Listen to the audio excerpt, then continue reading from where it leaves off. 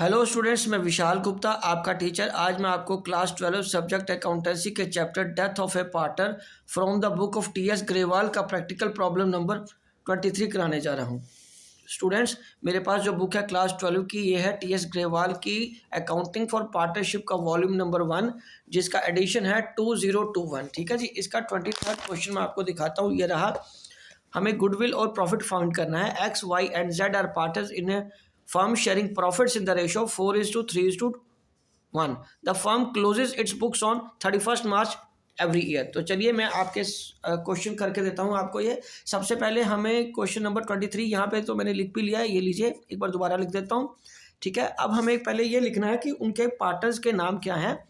वो है X, Y and Z. ठीक है जी। उनकी रेशो है 4:3:1 और उनकी बुक्स क्लोज होती हैं, बुक्स क्लोजेज ऑन 31st मार्च। ठीक है जी। 31st मार्च को बुक्स क्लोज हो जाती हैं उनकी। The firm closes its books on 31st March. On 1 February 2020 Y died. Y की डेथ कब होती है?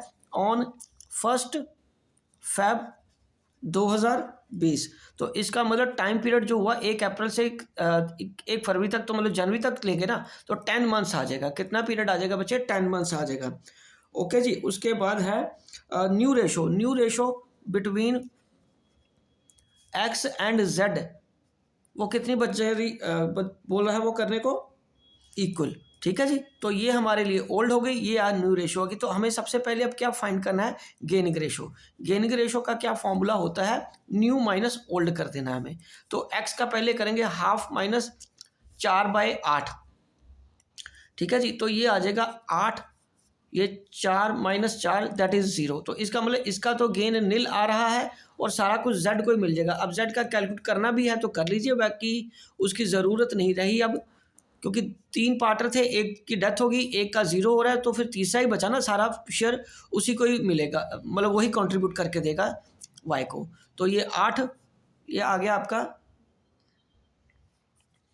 4 माइनस 1 3/8। पर इसको ये ज़रूरत नहीं है, क्योंकि अब सारा प्रॉफिट का हिस्सा जो गेन कर रहा है वो वाई कर रहा है, तो गुडविल भी वही उसको डेबिट करेगा और वाई को ही हम क्रेडिट करेंगे। तो चलिए अब आगे वो क्या कह रहा है। Partnership deed provide for the following on the death of a partner that the पहला a the share of goodwill. पहले गुडविल का शेयर निकालना है। Share of goodwill of Y. ठीक है जी। On his death. तो वो कैसे कैलकुलेट करनी है? Half the profit credited to his account during past completed previous 4 completed years का। तो पहले साल का प्रॉफिट है 1,50,000 का, फिर 1 लाख का, फिर 50,000 का, फिर 1 लाख का।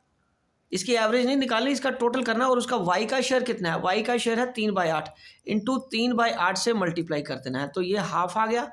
तो इसको करेंगे 1.5 लाख, और ये 2 3 4 लाख रुपया ये टोटल बन के आ गया।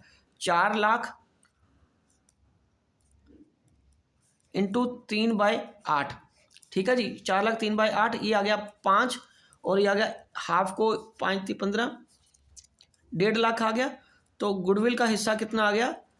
₹75,000। तो वाई की गुडविल कितनी आ गई? 75,000। और ये सारा कंट्रीब्यूट कौन करेगा? जेड करेगा। ठीक है जी। क्योंकि गेन सिर्फ वही कर रहा है, एक्स गेन नहीं कर रहा। तो ये तो गुडविल आ गई। अब हमें क्या कैलकुलेट करना है? प्रॉफिट का हिस्सा। अब हम प्रॉफिट का हिस्सा कैलकुलेट करेंगे। वो कैसे कह रहा है? His share of profit in the year of the death was to be calculated on the basis of average profit of past 2 years. तो स्टूडेंट्स, पास्ट 2 ईयर कौन से हुए? क्योंकि हमारे पास ये जो साल है वो 2020 का चल रहा है, तो 18-19 और 17-18 ये 2 साल पास्ट के हुए। ठीक है जी। तो चलिए इसमें हम कैलकुलेट करते हैं profit share, profits share for Y. वो क्या है?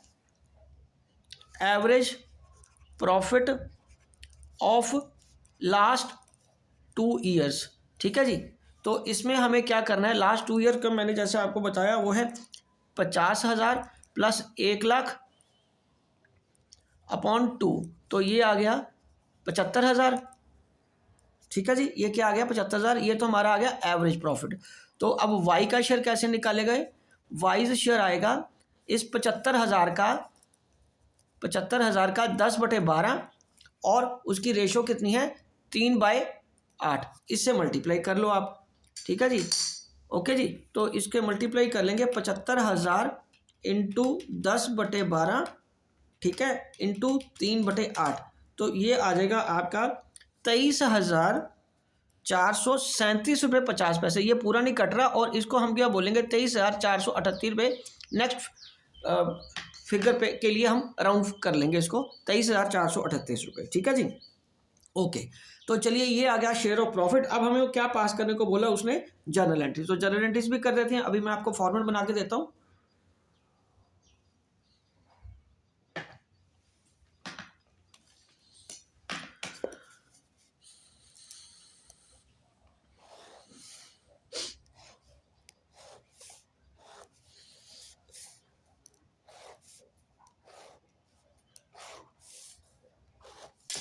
तो ये आ गया जर्नल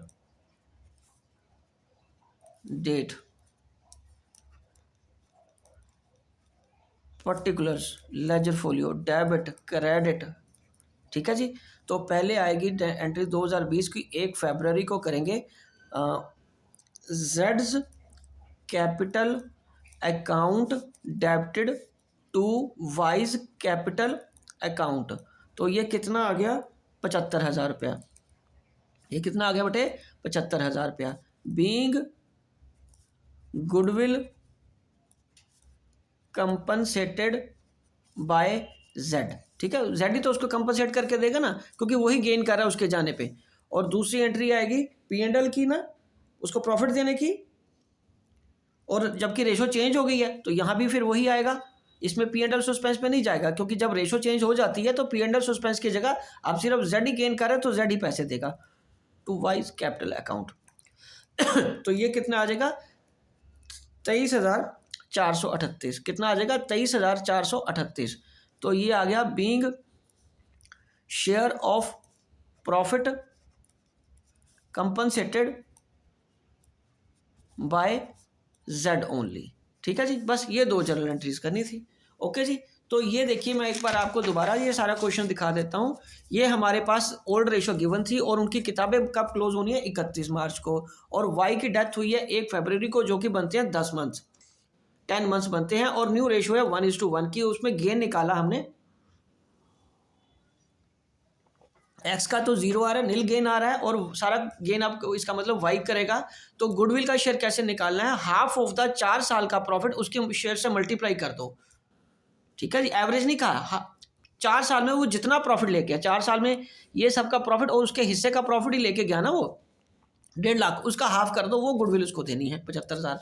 और उसके बाद इसी तरीके से आप क्या कैलकुलेट करोगे, प्रॉफिट का शेयर उसने कहा लास्ट 2 ईयर्स की एवरेज का प्रॉफिट, उसको नंबर ऑफ मंथ से मल्टीप्लाई कर देना और उसके शेयर से मल्टीप्लाई कर देना, वो आ जाएगा 23,438 रुपये आ जाएगा। और ये 2 गुडविल की एंट्रीज और प्रॉफिट की एंट्री कर देनी है, और दोनों गैप में वाइज डेबिट होगा, बिकॉज इसमें प्रॉफिट शेयरिंग रेशो चेंज हो रही है और गेन भी चेंज हो रहा है, तो इसलिए दोनों एंट्री में जेड को ही डेबिट करना पड़ेगा। ठीक है स्टूडेंट्स, तो चलिए इसी के साथ ये क्वेश्चन कंप्लीट होता है, और मैं ये वीडियो भी यहीं कंक्लूड करता हूँ। आई होप कि आपको अच्छी तरह समझ आ गया होगा। अब अगली क्वेश्चंस के लिए, बाकी चैप्टर्स के लिए मेरी वीडियोस देखते रहिए। ओके जी, डन।